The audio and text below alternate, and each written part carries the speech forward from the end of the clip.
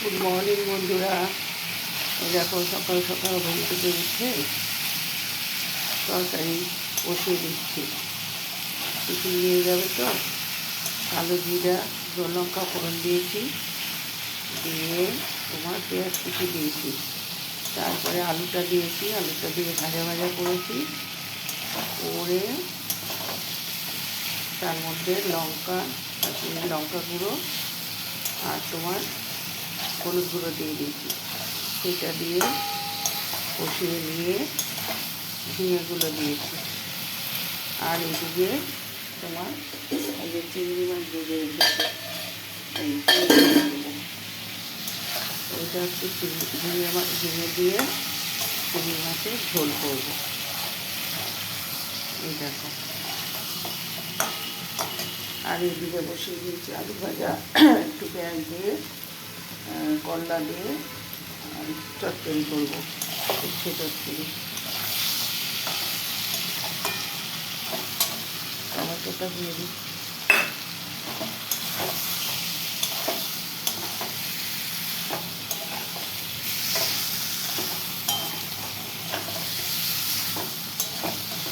টমেটোটা একটু ভাজা হলে জলটা দিয়ে দেবো। কারা কারা উঠে আমার মতো রান্না করতে লেগেছো, এই যে জল দিয়ে দিচ্ছি, ঝোল। কারণ চিংড়ি মাছের ঝোলটাই ভালো লাগে, আর ঝিঙে দিয়েও ঝোলটাই ভালো লাগে। ঝিঙে দিয়ে তো আরও ভালো লাগবে।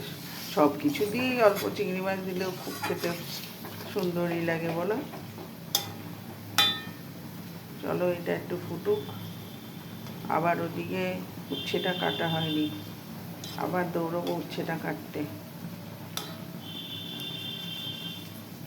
উচ্ছেটা কেটে এসে আবার ওখানে উচ্ছেটা বসাবো।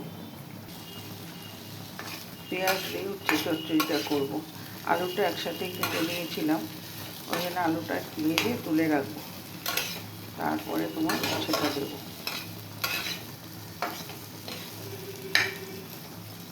আর একটু ভাজা হোক। এইদিকে দেখি কী হচ্ছে, কতটা ফুটলো।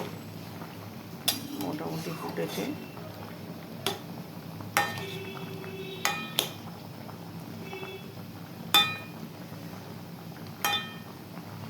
সবাই বলে তোমার দিয়ে চিংড়ি মাছ দিয়ে বেশি ফোটালে শক্ত হয়ে যায়।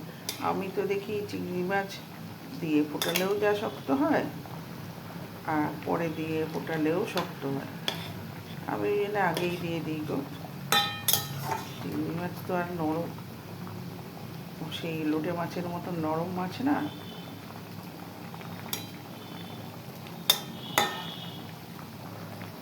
চলো, ভালো করে ফুটে উঠেছে।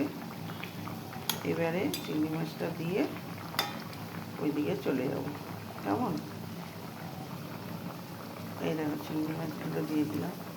বড় বড় চিংড়ি মাছ আছে বলে না কমই নিয়েছি। এই যে দেখতে পাচ্ছ, নামাবার আগে কাঁচা লঙ্কা দিয়ে দেবো। অল্পই চিংড়ি মাছ নিয়েছি, 12টা 14টা মতো নিয়েছি। আরও আছে তো, রেখে দিয়েছি, পরে আবার করবো। ঠিক আছে, টাটা, বাই বাই।